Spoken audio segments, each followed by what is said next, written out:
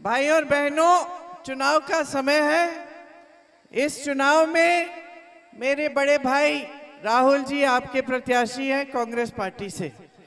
माता जी ने 20 सालों से आपकी सेवा की। आप सब खुद जानते हैं कि यहाँ क्षेत्र की तरक्की उनके कार्यकाल में कितनी हुई। यहाँ पे बड़े बड़े कारखाने जैसे रेल कोच फैक्ट्री लगी, एनटीपीसी, सेल, तमाम ऐसे बड़े बड़े कारखाने लगे। मेरी माताजी 20 सालों से आपकी सांसद रही। 20 सालों के लिए यहाँ जितने भी विकास के कार्य हुए उन्होंने किए। आज मेरे भाई साहब आपके प्रत्याशी बने हैं। वो पहले अमेठी के सांसद होते थे, उन्होंने अमेठी में भी बहुत काम कराए और मेरे पूरे परिवार के कार्यकाल में यहाँ बहुत बड़े बड़े जो विकास के कार्य हुए, आपने खुद ही देखा कि किस तरह से पूरे क्षेत्र की अर्थव्यवस्था बदली। जैसे लालगंज में जो रेल कोच फैक्ट्री बनी, उससे फिर उस समय लोग कहते थे कि इस फैक्ट्री के बनने से क्या होगा, लोगों को रोजगार भी नहीं मिलेगा, लेकिन रोजगार भी मिला और ऊपर से पूरी जो आसपास की का क्षेत्र है उसकी अर्थव्यवस्था भी मजबूत हुई। छोटी छोटी दुकानें बनी, अस्पताल बने, तमाम ऐसी चीजें बनी जिनसे आपका फायदा हुआ। तो देखिए, जो राजनीति आपने यहाँ रायबरेली में देखी है उसकी एक अलग सभ्यता रही है हमेशा। आप ही ने शुरू कराई, क्योंकि आप यहाँ की जो जनता है बहुत जागरूक जनता है। यहाँ आपने 100 साल पहले भी अंग्रेजों के खिलाफ यहाँ के किसानों ने आंदोलन किया। तो एक जागरूकता, एक राजनीतिक चेतना है जो आप में बहुत मजबूत है, हमेशा रही है। तो आपको गर्व होना चाहिए कि आपने यहाँ से जो अपने सांसद और आपके बीच में जो रिश्ता बनाया, जो रिश्ता जोड़ा, वो सिर्फ राजनीतिक रिश्ता नहीं था, लेकिन प्रेम, आदर, समर्पण का रिश्ता भी रहा है। और उस वजह से जो सांसद रहा है, चाहे बड़ी सी बड़ी इंदिरा जी जैसी हस्ती हो, प्रधानमंत्री रही हो, लेकिन वो सब समझते थे कि आपके प्रति वो जवाबदेही है। मतलब कि आपके लिए काम करके कर देना है, और अगर काम नहीं करेंगे तो आप नाराज हो जाएंगे और हो सकता है आप समर्थन ना दें। ये जो नेता में ये जानना बहुत जरूरी होता है, क्योंकि सत्ता मिलने से अक्सर ये हो जाता है कि नेताओं में अहंकार बहुत हो जाता है।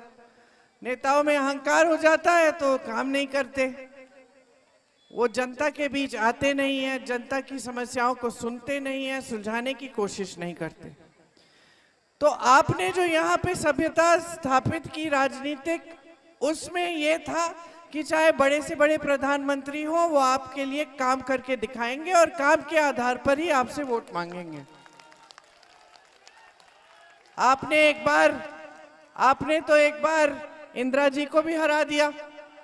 आपको उनकी नीति पसंद नहीं आई, आपको लगा कि आपके लिए सही नीति नहीं है, तो आपने चुनाव हरा दिया। इंदिरा जी नाराज नहीं हुई, उन्होंने आत्मचिंतन किया, उन्होंने अपनी सोचा कि मैंने क्या गलती की है, और फिर 3 साल बाद आपके सामने जब फिर से आई आत्मचिंतन करके, तो आपने उनको फिर से जिता दिया। तो ये बात समझनी जरूरी है कि जब हम कहते हैं कि भारत लोकतंत्र है, तो इसका मतलब क्या है। लोकतंत्र का मतलब ये है कि जो भी नेता बने, जितना भी बड़ा बने, वो जनता के प्रति जवाबदेह होता है और जनता पर निर्भर है कि वो सत्ता में रहेगा कि नहीं। अब 10 सालों से केंद्र में मोदी जी की सरकार है कि नहीं। अब आप मुझे बताइए, इन 10 सालों में आपके जीवन में क्या तरक्की आई है? 45 सालों में आज सबसे ज्यादा बेरोजगारी है। 70 करोड़ लोग बेरोजगार हैं। 30 लाख सरकारी पद खाली पड़े हैं। आज ये परिस्थिति है कि आप अपने बच्चों को पढ़ाओ लिखाओ भी, तब भी इनको रोजगार मिलना मुश्किल है। और आप मेहनत से पढ़ा रहे हैं, लिखा रहे हैं। किसान खेती में मेहनत करता है किस लिए? अपने बच्चों को बड़ा करके, उनको मजबूत बना के, उनको रोजगार दिलवाने के लिए।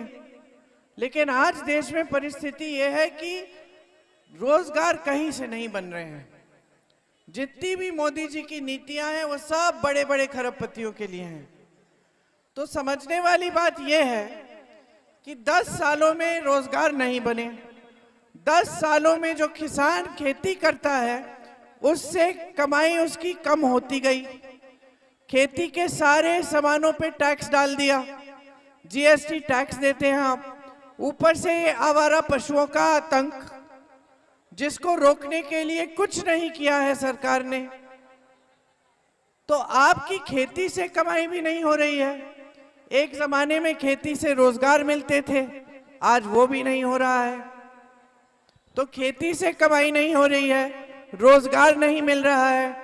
और यहाँ मेरी सारी बहनें बैठी हैं, आप बताएंगे कि महंगाई कितनी बढ़ चुकी है। आज आप अगर कुछ खरीदने जाएं दुकान, तो आधी चीजें छोड़ के आ जाती हैं। सोचती हैं कोई बात नहीं, बाद में ले लेंगे, अभी जो जरूरी है वही लेंगे। सही है कि नहीं? घर पे किसी चीज की जरूरत होती है, बच्चे का इलाज करना है, बीमार पड़ गया, उसकी फीस भरनी है, उसके लिए वर्दी खरीदनी है, कोई त्योहार है और त्योहार के लिए कुछ नया खरीदना चाहती हैं, या मेहमान आएंगे उनके लिए भोजन पकाना है, सारी चीजें महंगी हो गई हैं। ये जितने भी साधारण कार्य हैं घर के, उनको आप उनके बारे में जब आप सोचती हैं कि मेहमान आ रहे हैं, त्योहार है, तो घबराहट होती है कि कैसे करेंगे। नई धोती खरीदनी है, घर में कुछ टूट गया है उसकी मरम्मत करनी है, छत से पानी आ रहा है छत की मरम्मत करनी है। घबराहट होती है कि कहते कि छोड़ ही देते हैं, बाद में देखेंगे, अभी जो इंतजाम है कर लेंगे। तो महंगाई इतनी बढ़ गई है कि चाहे कितने भी परिवार के सदस्य कमा रहे हैं, पैसे पूरे नहीं हो रहे हैं। तो आप अपने जीवन में आप क्या देख रहे हैं? भविष्य में क्या दिखता है? क्या ये दिखता है कि उज्जवल भविष्य है?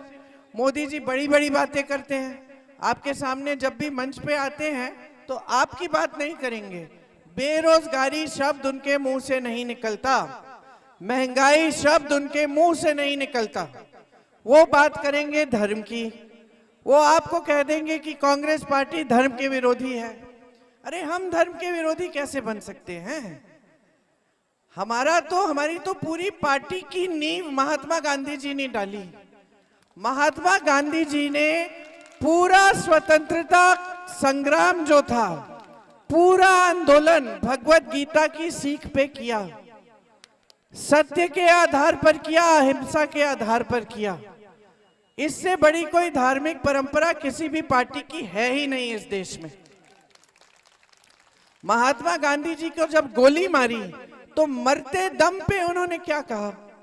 कौन बोलेगा? हे राम, हे राम, हे राम बोला मरते हुए। इतने धार्मिक व्यक्ति थे। हमारी पूरी पार्टी का नींव वही है।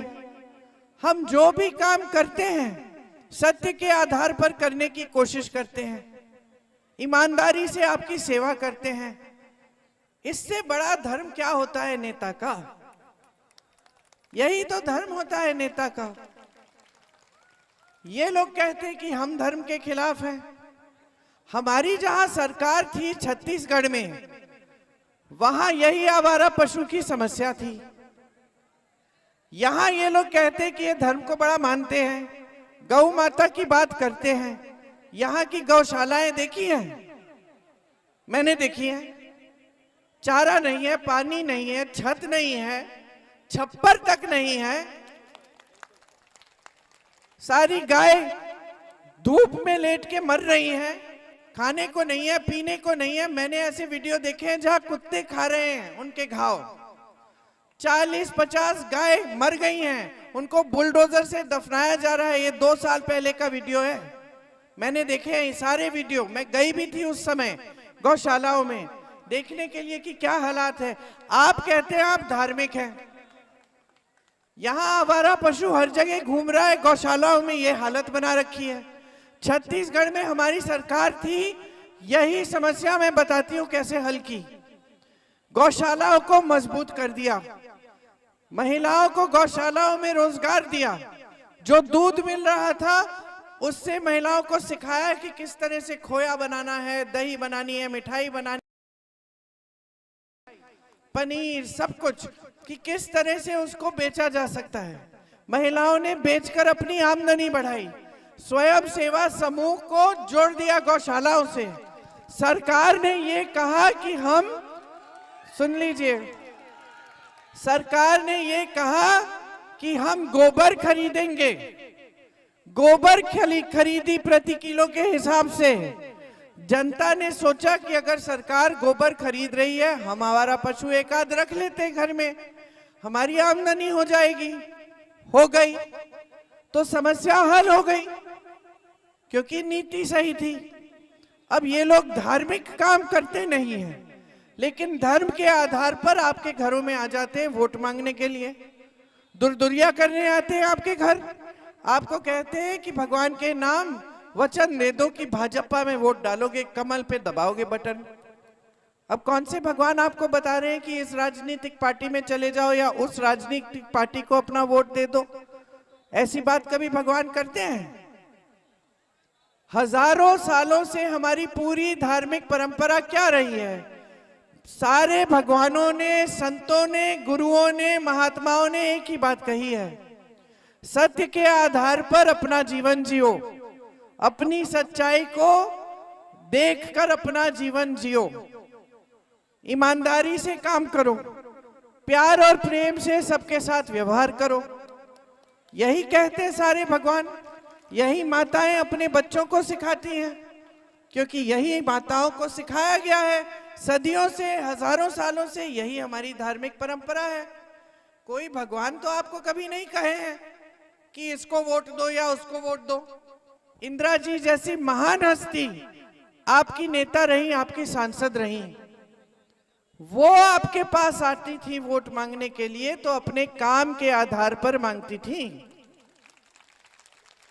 बहुत धार्मिक थी वो, बहुत धार्मिक थी। रोज सुबह उठकर पूजा करती थी, हर मंदिर में गई, हर तीर्थ स्थान में गई, धर्म का बहुत आदर करती थी, लेकिन धर्म के नाम पर आपसे वोट नहीं मांगती थी।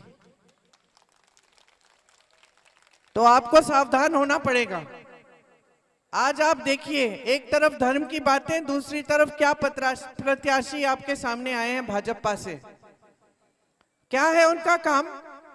सुबह से शाम तक सिर्फ जनता को प्रताड़ित करना, जमीनें हड़पना, कोटेदारों प्रधानों को धमकाना, डराना, यही काम है। और उनके 5 भाई यही कर रहे हैं पूरे क्षेत्र भर में, आतंक फैला रखा है।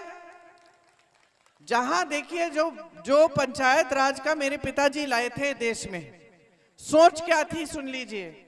उनकी सोच ये थी कि जो पैसा आता है सरकार से वो सीधा गांव में जाना चाहिए, क्योंकि गांव में प्रधान को तय करना चाहिए कि उसको विकास के लिए कौन से कार्य करने हैं। ये स्वतंत्रता प्रधान को होनी चाहिए, मिलनी चाहिए। उस समय मुझे याद है, मैं बच्ची थी, पिताजी के बहुत आलोचक थे, उन्होंने कहा था कि ये बहुत गलत है, अगर सीधा डायरेक्ट भेज दोगे पैसे तो फिर केंद्र निगरानी कैसे रखेगा, और अगर पैसे गांव में चले गए तो फिर गांव में भ्रष्टाचार होगा। और मुझे याद है मेरे पिताजी ने कहा था, जो गांव के लिए कार्य होने चाहिए वो गांव के लोग गांव के प्रधान के साथ तय करें क्या कार्य होना चाहिए, और अगर गांव में भ्रष्टाचार होगा तो कम से कम गांव वालों को मालूम होगा कि यही है प्रधान जो भ्रष्ट है, और वो खुद ही निपटा लेंगे उसको। तो ये सोच थी। क्या सोच थी? कि लोकतंत्र जो है वो मजबूत होगा अगर गांव मजबूत होगा। तो हमारी सारी नीतियां ऐसी ही बनी। मनरेगा आया, कांग्रेस की सरकार थी, आपको सुविधा मिली उससे। जब हमारी सरकार केंद्र में थी तो उसमें बहुत पैसे डाले थे, आपको समय पे आपका पैसा मिलता था। आज आप मनरेगा के काम में कर रहे हैं, आपको पैसा नहीं मिलता। मोदी जी मनरेगा को बंद करना चाह रहे थे, मोदी जी चाह रहे थे कि मनरेगा बंद हो जाए, इसके बारे में उन्होंने भाषण दिया। फिर उनको पता चला कि मनरेगा बंद कर देंगे तो बहुत विरोध हो जाएगा, जनता नाराज हो जाएगी, तो उन्होंने आस्ते आस्ते इसको कमजोर करने का काम किया है। क्योंकि भाजपा के जितने भी नेता हैं उनकी विचारधारा हमारी विचारधारा से एकदम विपरीत है। ये प्रताड़ित क्यों करते हैं प्रधानों को, कोटेदारों को, जो यहाँ के प्रत्याशी हैं? क्योंकि ये चाहते कि सारे निर्णय खुद ही करें और इन्हीं की तरह मोदी जी केंद्र में चाहते कि सारे निर्णय सिर्फ मोदी जी ही करें। इससे क्या हुआ है मैं आपको बताती हूं। मोदी जी ने निर्णय किया कि 16 लाख करोड़ रुपए वो बड़े बड़े उद्योगपतियों को माफ कर देंगे। मोदी जी ने निर्णय लिया कि देश की जो सारी संपत्ति है, देश का कोयला, सारे खदान, देश की बिजली, देश का पावर, देश की बड़ी बड़ी सड़कों का ठेका, देश के बड़े बड़े सरकारी कारखानों के जो सब्सिडरी, कोयला, सारे बंदरगाह, सारे हवाई अड्डे, सारे के सारे बड़े खरबपतियों को देने हैं। ये निर्णय मोदी जी ने लिया। क्या हुआ?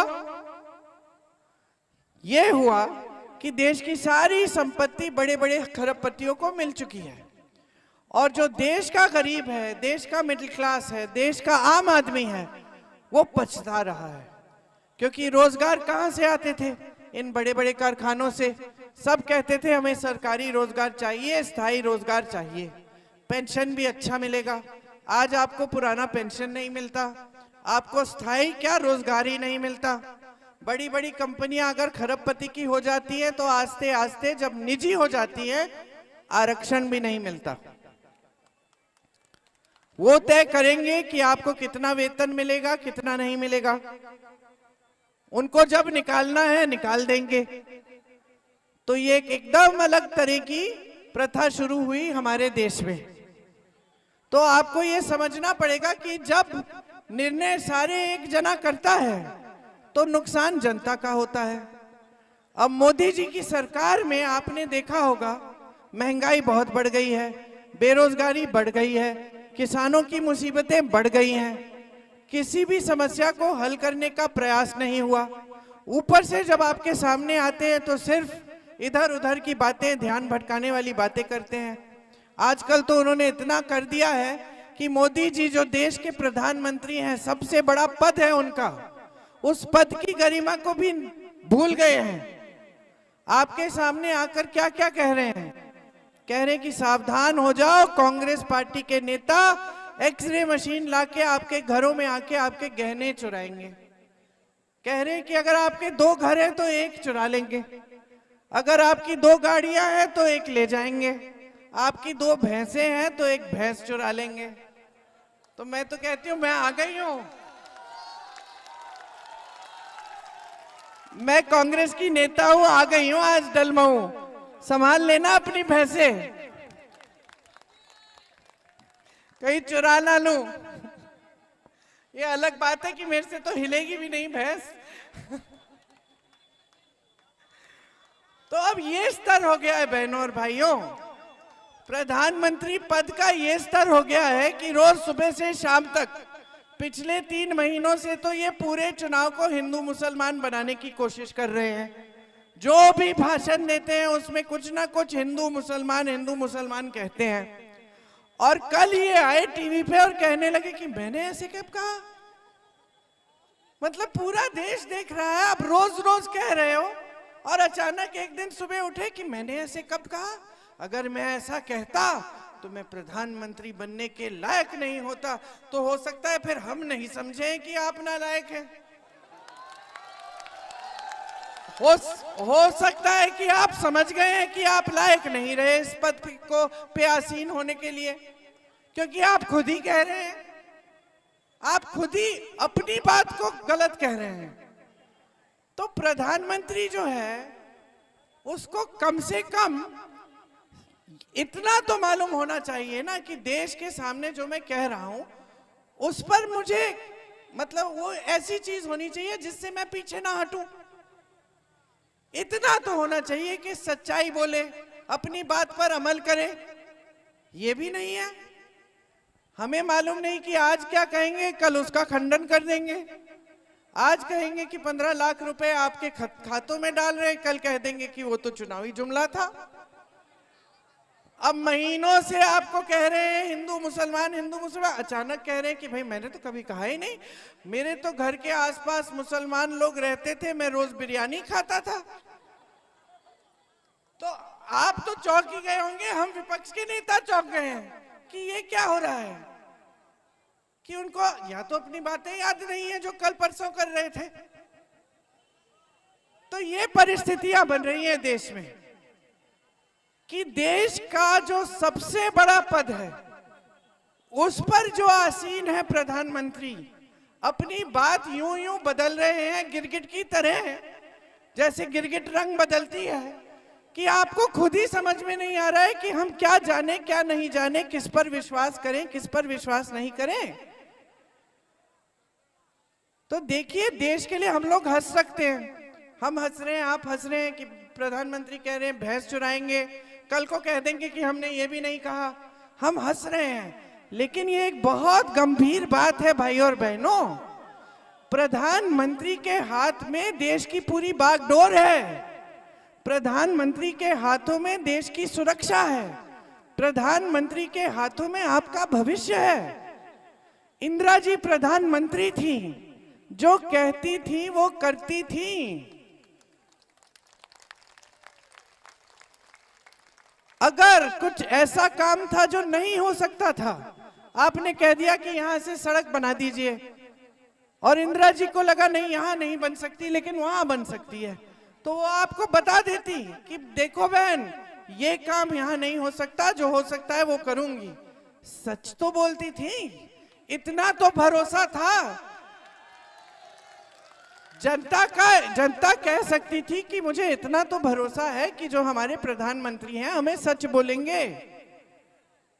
आज तो इतना भी भरोसा नहीं है। आपको कैसे कैसे वादे कर दिए, एक वादा पूरा नहीं किया। वहां 16 लाख करोड़ रुपए बड़े खरबपतियों के माफ हो रहे हैं, यहाँ पे किसान आत्महत्या कर रहा है, 50,000 रुपए नहीं कर्ज चुका पा रहा है।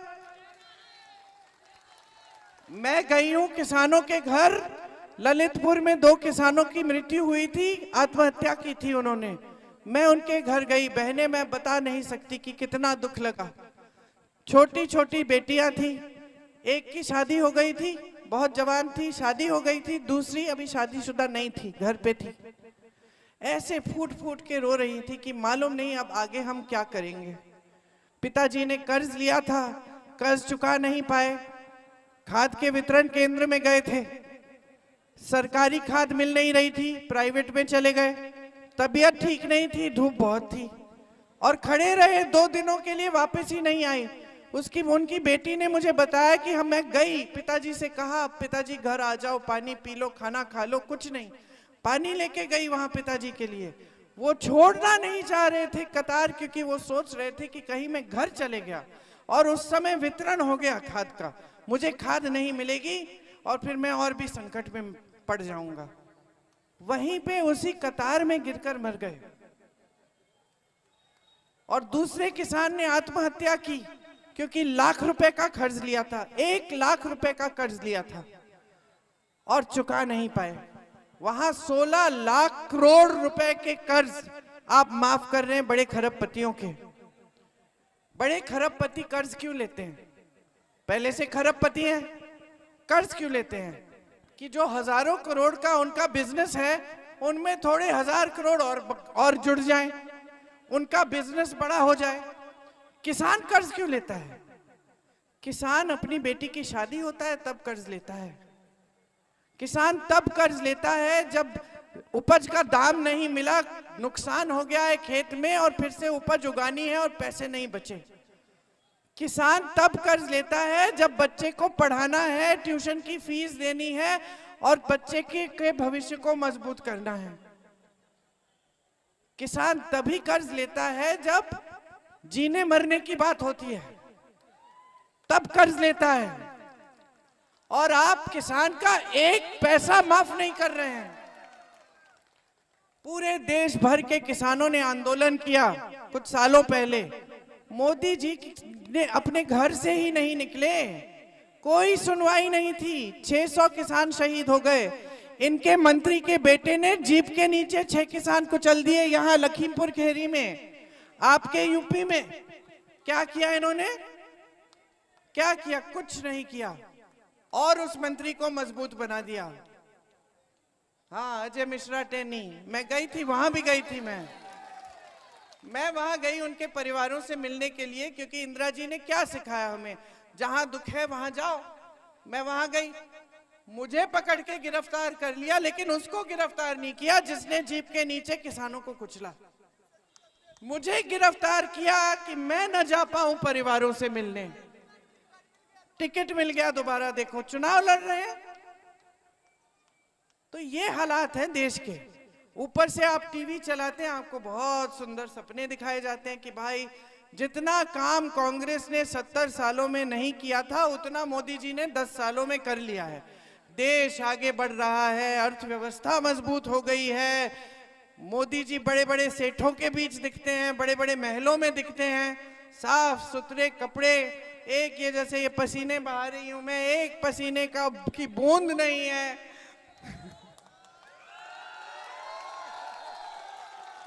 हंस रही हो? मैं कहती हूँ कि इनका तो इतना चेहरा चमक रहा है कि हम महिलाओं को बता दे कौन सी क्रीम लगा रहे हैं, हम भी लगाए। कभी बीच आते ही नहीं है, कभी जनता के बीच देखा है उनको? आप यहाँ मेरा इंतजार कर रहे हो, मुझे पकड़ते हो, छूते हो, नमस्ते करते हो, दरख्वास्त देते हो, कभी मौका मिला है? वो आते हैं तो यूं यूं हाथ हिलाते हैं गाड़ी जीप के ऊपर खड़े होकर, और जनता वहां है। बीच में यहां से वहां तक सिक्योरिटी वाले हैं, पुलिस वाले हैं। जनता इतनी दूर से यूं यूं हाथ हिला रही है, मोदी जी इधर से दूर से हाथ हिला रहे हैं कि भाई जनता मुझे बहुत प्यार कर रही है। लेकिन आज जनता जागरूक हो गई है, जाग गई है। आज जनता कह रही है मुझे वो वाला नेता चाहिए जो 4000 किलोमीटर पैदल चल के मेरे बीच आता है। आज जनता कह रही है मुझे वो वाला नेता चाहिए जो अपना खून पसीना बहाएगा मेरे लिए, जो दिन रात काम करेगा मेरे लिए। आज जनता कह रही है बहुत हो गया, बहुत चुनाव लड़ लिए हमने आपकी बातों पे, अब हम चुनाव लड़ेंगे अपनी बात पे। आज जनता कह रही है मोदी जी मुद्दे पे आइए। मुद्दे क्या हैं? मुद्दे क्या हैं? मेरी बेरोजगारी है। जनता कह रही है मुद्दे ये हैं, मेरी बेरोजगारी, मेरा बेटा जिसको मैं पढ़ा रही हूं और पढ़ाने के बावजूद हर रोज सुबह उठ के नौकरी ढूंढ रहा है। सच्चाई क्या है आज देश की? जनता बता रही है मोदी जी को। जनता कह रही है मोदी जी ये चुनाव मेरी बातों पे लड़ो, किसान को मजबूत बनाओ, किसान कमा नहीं पा रहा है उसको राहत दो, बहनें कुछ खरीद नहीं पा रही हैं इनको राहत दो। हमें वो नेता चाहिए जो हमारे लिए ऐसी नीतियां लाता है जिससे देश की संपत्ति वापस हमारे हाथों में आए।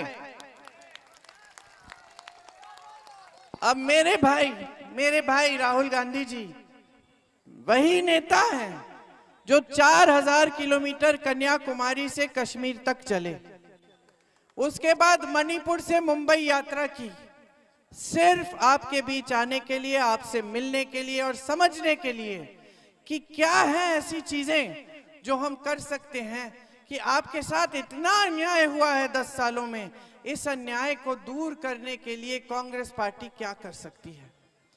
तो जब वापस आए इस यात्रा से तो एक न्याय पत्र निकाला।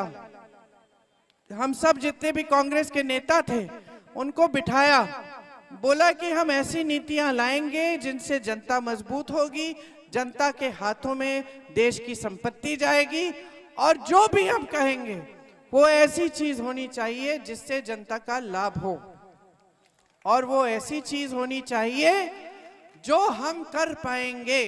ऐसी कोई चीज नहीं होनी चाहिए जो हम नहीं कर सकते। तो फिर सब नेता बैठे और एक न्याय पत्र हमने जारी किया। उस न्याय पत्र में हमने क्या क्या लिखा है सुन लीजिए। राजस्थान में हमारी सरकार थी, 25 लाख तक स्वास्थ्य बीमा मिल रहा था, हमारी सरकार का कार्यक्रम था। बहने, जितना भी इलाज कराना चाहो 25 लाख रुपए तक वो मुफ्त हो जाता है, आपको एक पैसा नहीं देना पड़ता। राजस्थान में हमने किया, लोग हार्ट का ऑपरेशन कर रहे थे, एक पैसा नहीं दिया। कैंसर का ट्रीटमेंट हो रहा था, एक पैसा नहीं देना पड़ा। सिर्फ जो पहचान पत्र बनाने के लिए जो 100-200 रुपए होते हैं वही देने पड़े। मैं मिली हूं ऐसे लोगों से। हमारी सरकार ने ये कार्यक्रम करके दिखाया। अब हमारे न्याय पत्र में लिखा है कि पूरे देश भर में ये कार्यक्रम लागू करेंगे, ये बीमा लागू होगी। मतलब हर गरीब परिवार के लिए 25 लाख तक मुफ्त इलाज सरकार कराएगी। फिर छत्तीसगढ़ की सरकार की मैंने बात की। छत्तीसगढ़, राजस्थान, मध्य प्रदेश में जब हमारी सरकारें आई थी तब हमने किसानों का कर्ज माफ किया था। बड़े बड़े खरबपतियों का नहीं, किसानों का किया था। और जैसी सरकार आई 24 घंटों के अंदर अंदर माफ होना शुरू किया। तो हमारे न्याय पत्र में ये लिखा है कि कर्ज माफी का एक स्थायी आयोग बनाएंगे हम किसानों के लिए। मतलब जब जब आप कर्ज में होंगे, आपको संकट होगा, आप उस आयोग में जाकर राहत आपको मिल सकेगी। किसानों के लिए आज जो भी सामान है, मैंने आपसे पहले बोला कि जीएसटी लगती है, इसलिए महंगे हैं। हमारे न्याय पत्र में हमने ये आपको गारंटी दी है कि हमारी सरकार आते ही सारे खेती के सामानों से जीएसटी हम हटा देंगे, मतलब सारे सस्ते हो जाएंगे।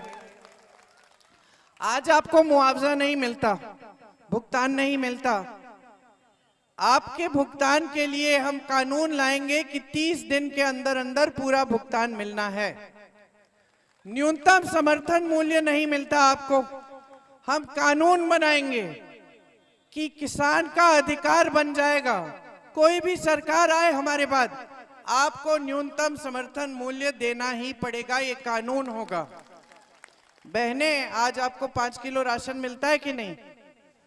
अब एक बात, मोदी जी बहुत कहते हैं ना कि बहुत एहसान किया है आप पे, कहते हैं ना, हाँ?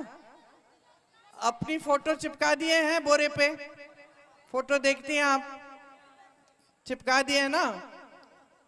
आपको मालूम है ये कोई एहसान नहीं है, ये आपका अधिकार है। ये अधिकार कांग्रेस ने दिया था, संविधान में लिखवा दिया था कि एक कानूनी अधिकार है गरीब परिवारों का, भोजन का अधिकार कहा था इसको, राइट टू फूड। पढ़े लिखे हैं मेरे भाई यहाँ। इसीलिए जो भी सरकार आती है उसकी मजबूरी है कि आपको राशन दे। ये मोदी जी कुछ अपने दिमाग से नहीं कर रहे हैं, ये पहली की स्कीम है। अपनी फोटो चिपका के इसका राजनीतिक फायदा उठा रहे हैं। आप जानती हैं कि छत्तीसगढ़ में हमारी जब सरकार थी हम 35 किलो दे रहे थे, भाजपा की सरकार आई उसको 5 किलो कर दिया 6 महीनों के अंदर अंदर। आज हम कह रहे हैं आपको 10 किलो राशन देंगे हम।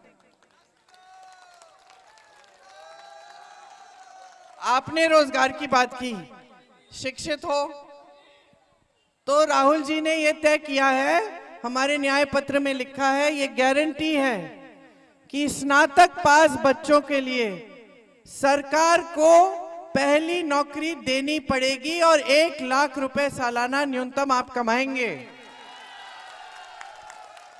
5,000 करोड़ की राशि सिर्फ इसलिए रखी जाएगी केंद्र सरकार के द्वारा कि जो नौजवान अपना छोटा कारोबार, अपना बिजनेस शुरू करना चाहता है उसके लिए सुविधा हो। ये जो पेपर लीक हो रहे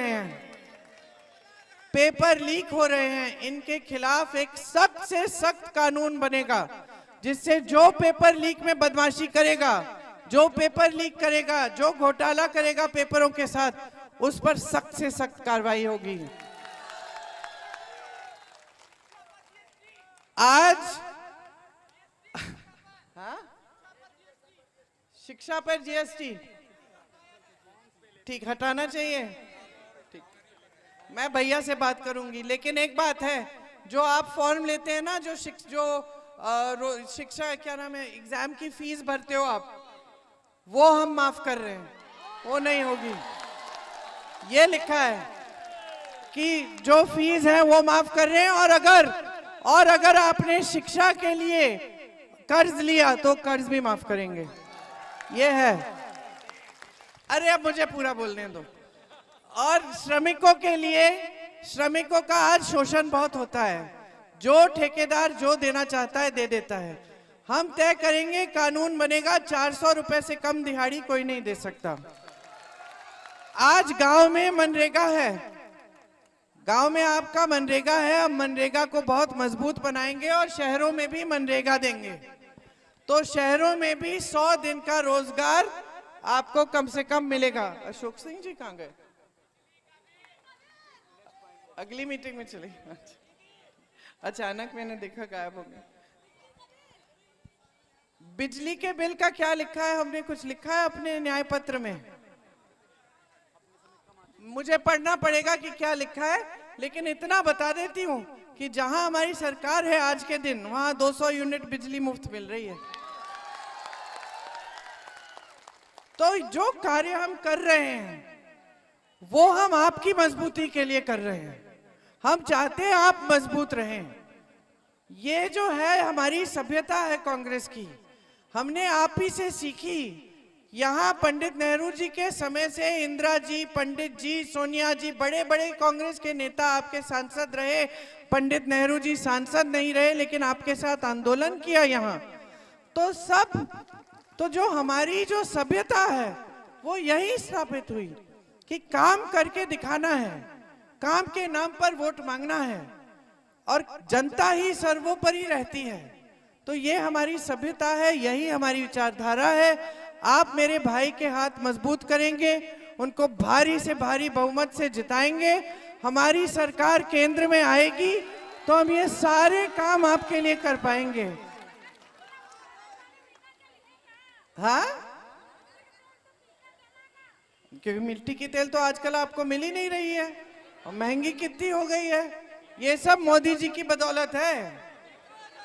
चीनी भी बंद हो गई है। तो बदलिए अब सरकार, अब ऐसी सरकार लाइए जो आपके लिए काम करे, जो सच सच बोले। आपको ऐसे नेता लाइए, ऐसे नेता नहीं जो एक दिन कुछ बोले अगले दिन भूल गए कि क्या बोला था। हाँ? अग्निवीर को रद्द करने जा रहे हैं हम। अग्निवीर जैसी खराब स्कीम हमने जिंदगी में नहीं देखी। तमाम नौजवान दौड़ लगाते हैं, परिश्रम करते हैं, किस लिए? किस लिए? कि 5 साल नौकरी करेंगे, 4 साल सेना में, और घर आके फिर बेरोजगार हो जाएंगे। तो सेना को कमजोर करने का काम भी कर रहे हैं ये। अपने देश के लिए, अपने प्रदेश के लिए, अपने गांव के लिए, अपने भविष्य के लिए अपना वोट दीजिए। भारी बहुमत से कांग्रेस को जिताइए। धन्यवाद। जय हिंद।